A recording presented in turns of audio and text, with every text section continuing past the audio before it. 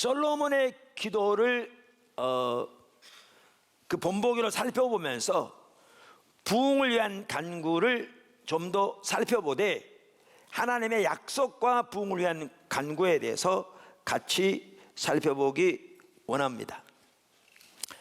오늘 여기 읽은 본문 말씀에 보면 솔로몬이 기도를 마침에 불이 하늘에서부터 내려와서 그 번제물과 제물들을 사르고 여호와의 영광이 그 성전에 가득하더라 이렇게 말했거든요. 그런데 이 부분이 한편으로는 부흥을 위해서도 중요한 그 부분입니다. 왜냐하면 하나님의 부흥이 뭐냐, 평양 대부흥처럼 그 부흥을 말합니다. 교회 숫자적인 성장을 말하는 게 아니고요. 부흥이 뭐냐, 로이드 존스 목사님은 그 부흥을 이 부흥이란 책에서 그 성령의 부어주심이다. 성령이 한 교회나 한 지역이나 나라에 강력하게 대규모로 임하신 것이다 이렇게 말합니다. 특별히 여기 지금 242쪽에서 그분은 이렇게 말합니다.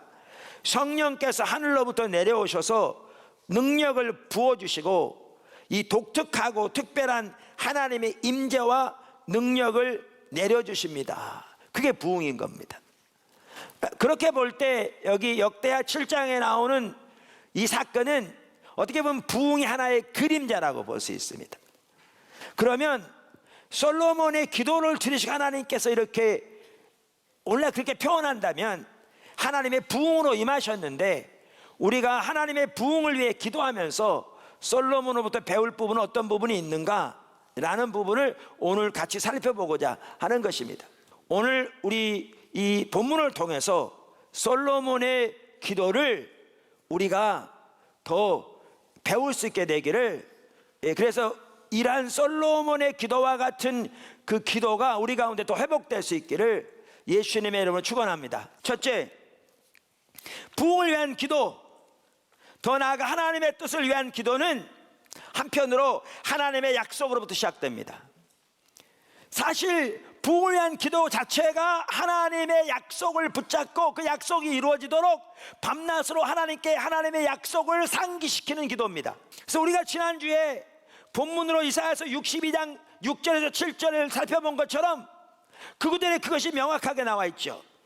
이사야서 62장 1절에서 5절은 바벨론 포로로 잡혀가 있는 이스라엘 백성들, 유다 백성들이 회복될 것을 예언하고 있습니다. 그러면서 그걸 위해 기도하는 사람들을 세우실 것을 하나님 말씀하신 구절입니다. 예루살렘이여, 내가 너희 성벽 위에 파수꾼을 세우고 그들로 하여금 주야로 계속 잠잠하지 않게 하였느니라. 너희 여호와로 기억하시게 하는 자들아, 너희는 쉬지 말며 또 여호와께서 예루살렘을 세워 세상에서 찬송을 받게 하시기까지 그로 쉬지 못하시게 하라. 이렇게 말함으로써 하나님이 약속하신 하나님의 백성의 회복에 그 약속을 이루시기까지 하나님의 그 약속을 붙잡고 하나님께 밤낮으로 상기시키는 그러한 자들을 세우실 거라고 말하는데, 이것이 바로 부흥을 위한 기도의 성격이기도 하고 부흥을 위한 기도에서 중요한 요소이기도 합니다. 그래서 부흥을 위한 기도에서 한 중요한 핵심은 하나님의 약속을 붙잡고 그 약속이 이루어지도록 하나님 앞에 약속을 상기시키는, 하나님께 약속을 붙잡고 기도하는 그러한 기도인 것을 우리는 잘 볼 수 있습니다. 두 번째, 신앙의 본질 가운데 사는 삶의 핵심입니다. 하나님의 모든 약속과 유업은 우리가 신앙의 본질 가운데 거할 때 성취되게 되어 있습니다. 일부 방문한 분들도 있고, 그러니까 제가 간단히 설명을 드리면, 우리 신앙의 본질이란 말은 신앙의 핵심이요, 신앙의 가장 그 중요한 요소요, 신앙의 모든 것이라고 할 수 있는, 그걸 잘 요약한 부분이라고 할 수 있는 겁니다. 이 신앙의 본질을 저는 크게 두 가지로 요약할 수 있다고 믿습니다. 하나는 하나님과 친밀한 교제입니다. 그러니까 하나님과 친밀한 교제라는 말은 하나님을 알고 그분을 존재를 다해 사랑하는 것입니다. 사실 하나님을 아는 참된 지식이 우리 신앙의 모든 것입니다. 그 다음에 우리 신앙의 본질은 하나님의 행하심을 보고 하나님의 목적을 보고 우리의 온 삶으로 동참하는 것입니다. 물론 여기에는 하나님의 길을 따라 사는 삶이 포함됩니다. 우리가 이 삶을 살아갈 때 놀라운 하나님의 은혜가, 하나님의 살아계신 생명의 역사가 우리 삶 속에 넘치고 거기에 하나님의 약속이 성취됩니다. 할렐루야. 성경에 의하면 신앙의 본질에서 떠난 것이 하나님을 버린 것입니다. 그러니까 아무리 종교적인 의식, 아무리 종교적인 프로그램이 많아도 하나님을 아는 참된 지식에 떠나는 것이 하나님을 버리는 것입니다. 성경에 의하면. 왜냐하면 하나님과의 친밀한 교제에 떠나면 우리의 삶은 반드시 하나님의 법을 버리게 되어 있기 때문에 그렇습니다. 인간은 예외가 없습니다. 그리고 그렇게 하나님을 떠나면 하나님의 약속은 거두어집니다. 우리는 성경 여러 곳에서 볼 수 있습니다. 하나님께서 다윗에게 주신 이 언약만 하더라도 성경에 보면 하나님의 백성이 신앙의 본질 가운데 거할 때 그 약속이 성취될 것이라고 성경이 명백하게 말하고 있습니다. 우리는 그것을 어디서 볼 수가 있냐면 역대상 28장에서 볼 수 있습니다. 역대상 28장에 보면 다윗이 그 당시에 모든 종류의 리더들을 예루살렘에 불러 모아놓고 그들 앞에 솔로몬을 세우면서 솔로몬과 그들에게 성전 건축을 부탁하는 내용이 나옵니다. 그러면서 거기에서 다윗은 아까 읽은 역대상 17장에 나오는 하나님이 그에게 주신 그 언약을 언급합니다. 그만큼 그 언약이 중요한 언약입니다. 그리고 그 역대상 28장을 보아도 하나님께서 다윗에게 주신 그 약속과 성전이 세워지는 것이 서로 밀접한 관계가 있는 걸 볼 수 있습니다. 그리고 다윗은 그곳에서 그 하나님의 약속이 하나님 백성들에게서 성취되기 위해 그들에게 신앙의 본질 가운데 사는 삶을 살라고, 신앙의 본질이 아마 제가 표현한 말이고요, 그렇게 권면하고 있는 걸 볼 수 있습니다. 자, 역대상 28장 1절부터 보시죠. 다윗이 예루살렘 모든 고관들 곧 각 지파의 어른과 왕을 섬기는 반장들과 천부장들과 백부장들과 왕과 왕자의 모든 소유와 가축의 감독과 내시와 장사와 모든 용사를 예루살렘으로 소집하고, 그러니까 모든 리더들을 지금 다 소집했죠. 이에 다윗 왕이 일어서서 이르되 나의 형제들 나의 백성들아 내 말을 들으라. 그러면서 이제 무슨 얘기를 하느냐 하면 자기가 성전 지을 마음이 있었는데 하나님 이렇게 막으셨다, 그 사건을 지금 언급합니다. 그러면 4절, 이스라엘 하나님 여호와께서 전에 나를 내 부친의 온 집에서 택하여 영원히 이스라엘의 왕이 되게 하셨나니 곧 하나님이 유다 지파를 택하사 머리를 삼으시고 유다의 가문에서 내 부친의 집을 택하시고 내 부친의 아들들 중에서 나를 기뻐하사 온 이스라엘의 왕을 삼으셨느니라. 여호와께서 내게 여러 아들을 주시고 그 모든 아들 중에서 내 아들 솔로몬을 택하사 여호와의 나라 왕위에 앉혀 이스라엘을 다스리게 하려 하실세 내게 이르시기를 내 아들 솔로몬 그가 성전을 건축하고 내 여러 뜰을 만들리니 이는 내가 그를 택하여 내 아들로 삼고 나는 그의 아버지가 될 것입니다. 여러분, 이게 어떤 언약입니까? 아까 읽었던 역대상 17장에 나오는 언약입니다. 그리고 거기에 내 자손 중 하나라고 그랬는데 그게 가장 먼저는 솔로몬을 의미하는 것을 이 구절에도 볼 수 있습니다. 자, 그러면서 이렇게 말합니다. 다윗이 그가 만일 나의 계명과 법도를 힘써 준행하기를 오늘과 같이 하면 내가 그의 나라를 영원히 견고하게 하리라 하셨느니라. 아까 그 언약의 한 부분이 뭐였냐 하면 여러분 읽었듯이 다윗 왕조의 그 왕위를 하나님이 영원히 견고하게 하시게 하셨다고 하셨는데 그게 언제 일어날 거라고요? 그의 백성이 하나님의 계명과 법도를 힘써 준행할 때 일어날 거라고요. 다시 말하면 하나님을 알고, 그러면서 그 다음 절을 보십시오. 이제는 솔로몬에게 개인적으로 부탁합니다. 다윗이 내 아들 솔로몬아 너는 내 아버지 하나님을 알아라. 그리고 온전한 마음과 기쁜 뜻으로 섬길지어다. 여호와께서는 모든 마음을 감찰하사 모든 의도를 아시나니 내가 만일 그를 찾으면 만날 것이요 만일 내가 그를 버리면 그가 너를 영원히 버리시리라. 보십시오. 하나님을 찾으라. 그분을 구하라. 그분을 알라. 그리고 그분을 아는 그분과 친밀한 교제 가운데서 그분의 길로 행하라. 그분의 목적과 뜻을 알아. 그 가운데 함께하라. 그런 뜻입니다. 그 신앙의 본질 가운데 거할 때 이 언약이 성취될 것을 말하고 있습니다. 그러면서 여기서 떠나면 하나님이 그를 영원히 버리시리라고 말씀하고 있죠. 그러니까 하나님께서 다윗 왕조에 놀라운 언약을 주셨는데 이 언약이 하나님의 백성이 신앙의 본질 가운데 거할 때 성취되게 되어 있었습니다. 아멘.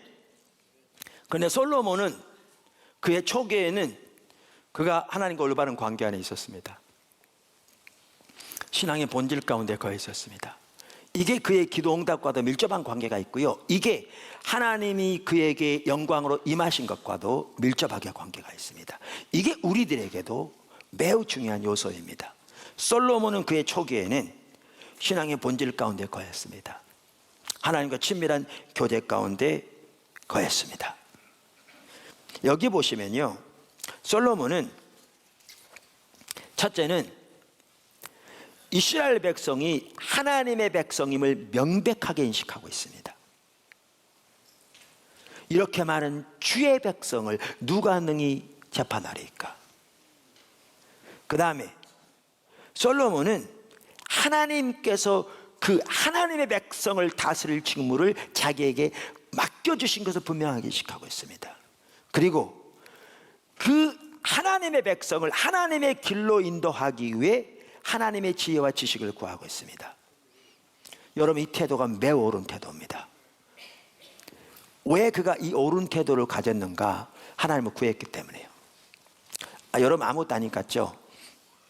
여러분, 우리 한국에 있는 우리 목사님들이 저를 포함해서 교회가, 성도들이 예수님의 피로 값주고 사실 하나님의 교회며 하나님이 자기를 하나님의 백성들을 양육하고 저들을 인도하고 보살피도록 맡기셨으며, 그래서 하나님의 백성을 하나님의 길로 인도하기 위해 솔로몬처럼 그렇게 하나님의 지혜와 지식을 구하여 하나님 앞에 간절히 선다면 한국교회는 완전히 변할 겁니다. 완전히 변할 겁니다. 침체에 전혀 염려할 리가 없을 겁니다. 이게 절대 간단한 얘기가 아닙니다. 여러분, 요즘 대통령도 그러는데 그 당시 왕들이 이 이해를 가지고 주 앞에 서는 거요, 절대로 단순한 게 아닙니다. 근데 여러분, 이걸 기억하셔야 합니다. 왜 솔로몬이 이 올바른 자세를 가졌느냐? 하나님을 구했기 때문에요. 하나님을 구했기 때문에. 솔로몬이 그의 신앙 초기에는 하나님과 동행하는 올바른 상태에 있었습니다. 그가 구한 단 한 가지가 only, 유일한 단 한 가지가 뭐였느냐? 아까도 말한 대로 원수의 멸함도 구하지 않고, 여러분, 왕이 되면 가장 큰 부담 중에 하나가 원수들을 이기는 겁니다. 이방의 적들로부터 나라를 지키는 겁니다. 근데 왕이 구할 게 많죠. 경제적인 문제를 위해 기도할 수도 있고, 원수로부터 그 나라를 보호해 주기를 기도할 수도 있고, 물론 그 당시에는 실제로 하나님의 그를 매우 풍성하게 하신 당시였는데, 그런데 솔로몬이 그가 구한 단 한 가지가 있었습니다. Only one thing. 오로지 유일하게 하나님이 나를, 하나님의 백성을 다스리도록 하나님이 세우셨습니다. 그런데 이 많은 하나님의 백성을 하나님의 길로 인도하기 위해 저에게 지혜가 없습니다. 이 백성을 하나님의 길로 인도하기 위해 저에게 지혜와 지식을 주십시오. 이게 솔로몬의 기도입니다. 이게 단순한 기도가 절대 아닙니다. 이렇게 구했더니 하나님이 지혜뿐만 아니라 우리가 잘 아는 대로 다른 부분도 다 주셨다고 말했습니다. 근데 이걸 보면 솔로몬은 하나님을 찾는 사람이었습니다. 그러니까 하나님과 올바른 관계 가운데 있었습니다. 즉 제가 표현하는 신앙의 본질 가운데 있었습니다. 왜? 그는 하나님을 찾았기 때문에 그게 가능했습니다. 왜? 하나님을 찾는 자에게, 주님의 얼굴을 구하는 자에게 주님이 자신을 나타내시거든요. 하나님 뜻을 알리시고 하나님의 마음을 보시고. 여러분, 하나님의 약속이 이루어지는 것뿐만 아니라 우리의 기도가 응답되는 것, 이 신앙의 본질 가운데 거하는 것이 필수입니다. 하나님께서 포도나무께 주신 하나님의 약속과 유업, 하나님께서 우리 조국 대한민국에 주신 하나님의 약속과 유업 이루어지는 데 있어서, 그리고 그것을 위해 기도하면서 그 기도가 응답되는 데 있어서 오늘 솔로몬이 그의 초기에 살았던 것처럼 그렇게 신앙의 본질 가운데 거하는 것이 필수입니다. 이것만을 반드시 기억하십시오. 우리가 하나님과의 어떠한 관계에 있는가는 우리의 열매가 증명합니다. 우리의 말이, 우리의 가치관이, 우리가 내리는 결정이, 우리가 말하는 조언이, 우리가 하는 행동이 그걸 증명합니다. 성경적인 지식이 아닙니다. 교리적인 지식이 아닙니다. 하나님과 우리가 어떤 관계에 있는가는 우리의 열매가 증명합니다. 그리고 우리의 나무가 바뀌려면 하나님을 찾아야 바뀝니다. 다른 길은 없습니다. 솔로몬이 그렇게 주님을 찾았던 것처럼 그렇게 찾아야 바뀝니다. 세 번째, 기도하는 하나님의 목적에 온 사람으로 동참해야 합니다. 이게 솔로몬의 기도에서 배울 수 있는 또 아주 중요한 부분입니다. 우리는 기도하면서 기도하는 하나님의 목적에 우리가 할 수 있는 범위 내에서 온 사람을 동참해야 합니다. 마지막으로 네 번째, 이제 하나님의 약속을 붙잡고 기도하는 겁니다. 세 가지도 매우 중요합니다. 하나님 주신 약속, 신앙의 본질 가운데 거하면서 하나님 중적인 삶을 사는 것, 하나님과 동행하는 것, 그리고 하나님의 그 목적에 온 사람으로 동참하는 것, 귀합니다. 근데 여기서 멈추면 안 된다고 저는 확신합니다. 같이 가야 될 게 있습니다. 그게 뭐냐? 기도입니다. 왜? 하나님 우리의 기도를 들으시기 때문에요. 솔로몬의 경우에도 이제 하나님의 약속을 붙잡고 기도합니다. 사실 성전이 완성되었을 때, 그래서 솔로몬이 언약궤를 이제 그 성전에 드릴 때, 그리고 거기에 보면 이제 제사장들과 레위 사람들이 자기들을 정결케 하고 하나님께 그 찬양과 경배를 드릴 때, 그때 하나님이 영광으로 임하셨습니다. 그래서 역대하 5장 13절 이렇게 말하죠. 나팔 부는 자와 노래하는 자들이 일제히 소리를 내어 여호와를 찬송하며 감사하는데, 나팔 불고 재금치고 모든 악기를 울리며 소리를 높여 여호와를 찬송하여 이르되 선하시도다. 그의 그의 자비하심이 영원히 있도다 하매, 그때 하나님께 경배할 때, 찬양할 때 여호와의 전에 구름이 가득한지라 제사장들이 그 구름으로 말미암아 능히 섬기지 못하였으니 이는 하나님의 영광이 하나님의 전에 가득하였습니다. 이런 일이 있었습니다. 근데 6장에서 아까도 말씀드린 대로 솔로몬이 하나님의 약속을 붙들고 이제 기도합니다. 그리고 7장에 하나님이 그 기도에 응답하시 영광으로 임하십니다. 그리고 하나님이 그의 기도를 들었다고 직접 말씀하십니다. 자, 6장 6절부터 한번 보십시오. 이 구절은 이렇게 성전을 완성하고 난 다음에 솔로몬이 백성들 앞에 세워놓고 예루살렘 성전에서 그들에게 말한 말입니다. 예루살렘을 택하여 내 이름을 거기 두고 또 다윗을 택하여 내 백성 이스라엘을 다스리게 하였노라 하신지라. 내 아버지 다윗이 이스라엘의 하나님 여호와의 이름을 위하여 성전을 건축할 마음이 있었더니 여호와께서 내 아버지 다윗에게 이르시되 내가 내 이름을 위하여 성전을 건축할 마음이 있으니 이 마음이 내게 있는 것이 좋도다. 그러나 너는 그 성전을 건축하지 못할 것이요 내 허리에서 나올 내 아들 그가 내 이름을 위하여 성전을 건축하리라 하시더니, 지금 아까 그 언약 계속 여기에 지금 나오고 있습니다. 이제 여호와께서 말씀하신 대로 이르셨도다. 내가 여호와께서 말씀하신 대로 내 아버지 다윗을 대신하여 일어나 이스라엘 왕위에 앉고 이스라엘의 하나님 여호와의 이름을 위하여 성전을 건축하고 내가 또 그곳에 여호와께서 이스라엘 자손과 더불어 세우신 언약을 넣은 궤를 두었노라 하니라. 그리고 이제 그 다음 절부터 보시면 하나님께 기도하는 내용이 나오는데 14절을 보십시오. 이제 솔로몬의 기도입니다. 이르되 이스라엘 하나님 여호와여, 천지의 주와 같은 신이 없나이다. 주께서는 온 마음으로 주의 앞에서 행하는 주의 종들에게 언약을 지키시고 은혜를 베푸시나이다. 주께서 주의 종 내 아버지 다윗에게 허락하신 말씀을 지키시되 주의 입으로 말씀하신 것을 손으로 이루심이 오늘과 같으니이다. 이스라엘이 하나님 여호와여, 주께서 주의 종 내 아버지 다윗에게 말씀하시기를 내 자손이 그들의 행위를 삼가서 내가 내 앞에서 행한 것 같이 내 율법대로 행하기만 하면 내게로부터 나와서 이스라엘 왕위에 앉을 사람이 내 앞에서 끊어지지 아니하리라 하셨사오니 이제 다윗을 위하여 그 허락하신 말씀을 지키시옵소서. 아까 그 내용이 뭐죠? 그 언약을 말합니다. 아까 보셨듯이. 그리고 뭐라고 말합니까? 그 약속을 붙잡고 약속이 이루어지도록 기도합니다. 그런즉 이스라엘 하나님 여호와여, 원하건대 주는 주의 종 다윗에게 하신 말씀이 확실하게 하옵소서. 이렇게 붙들고 기도합니다. 그랬더니 어떤 일이었습니까? 아까 읽은 본문 말씀대로 하나님의 영광으로 임하십니다.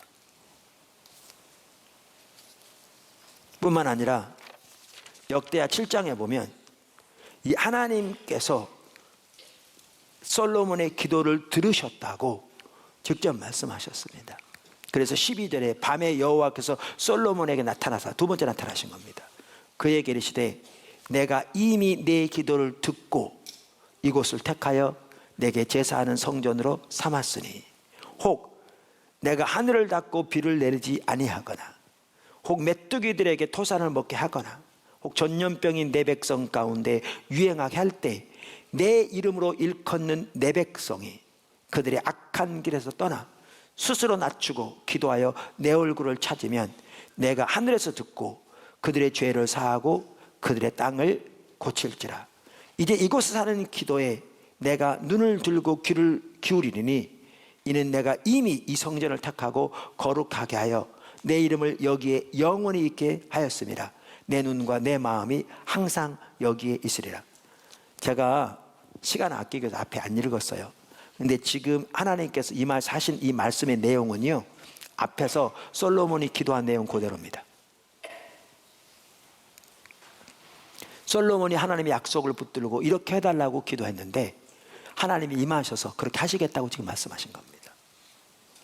영광으로 임하시고. 자, 그래서 이제 그렇게 하나님의 행하심에 온 사람으로 동참하면서 이제 우리는 하나님의 약속을 붙잡고 기도해야 합니다. 언제까지? 하나님께서 우리나라를 회복시키셔서 하나님의 약속하신 그 유업이 이 땅에 온전히 주어지는 그날까지 그렇게 하나님의 약속을 붙잡고 기도해야 합니다. 오늘 솔로몬의 기도, 우리가 정말 배워야 할 기도입니다.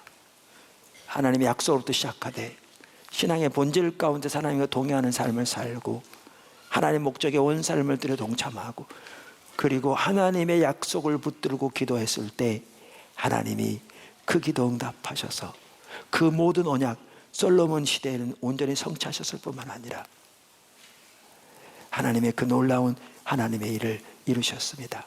그 축복이 포도나무 교회 가운데 우리 저 대한민국 가운데 대한민국의 모든 교회 가운데 속히 넘치기를 예수님의 이름으로 축원합니다.